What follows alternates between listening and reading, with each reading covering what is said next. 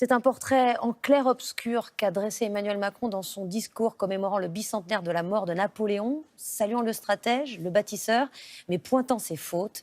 C'était un chemin de crête. Si Napoléon a de nombreux admirateurs, il a surtout des contempteurs.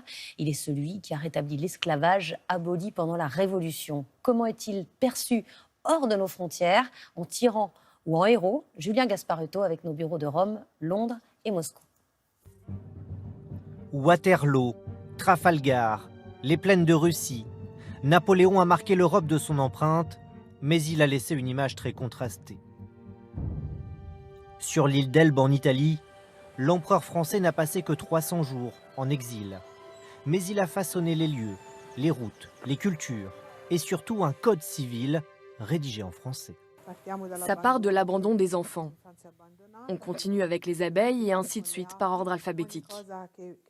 C'est tout à fait le caractère de Napoléon que de vouloir tout contrôler, prévoir toutes les situations. Cette révolution administrative servira de modèle à toute l'Italie, à la Belgique aussi. Mais ici, c'est la bataille de Waterloo qui reste associée à Napoléon. L'ultime défaite face aux Britanniques, celle qui soldera la fin de l'Empire en 1815.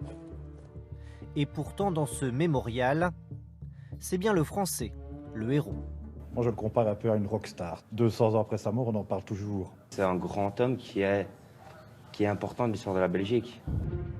De l'autre côté de la Manche, en revanche, à Londres, Waterloo est synonyme de victoire. Tout comme Trafalgar, une autre bataille remportée par l'amiral Nelson. Le Britannique domine l'une des plus grandes places de la capitale, et les Anglais, eux, ont peu d'estime pour Napoléon. C'était un dictateur et un grand ennemi du Royaume-Uni. Et je pense que beaucoup de gens ici ont toujours du ressentiment à l'égard des Français à cause de lui. À l'autre bout de l'Europe, durant la campagne de Russie, Napoléon était aussi considéré comme un ennemi, un envahisseur. Mais ici, le français fascine. Sur ces plaines, les reconstitutions sont fréquentes. Pavel Aliorin y participe régulièrement. On sait qu'il a brûlé Moscou, ça tout le monde s'en souvient, mais on ne lui en tient pas rigueur. J'admire cet homme qui s'est construit lui-même, il est parti de rien et il a atteint des sommets incroyables. Adulé par les uns, détesté par les autres, Napoléon divise toujours l'Europe 200 ans après sa mort.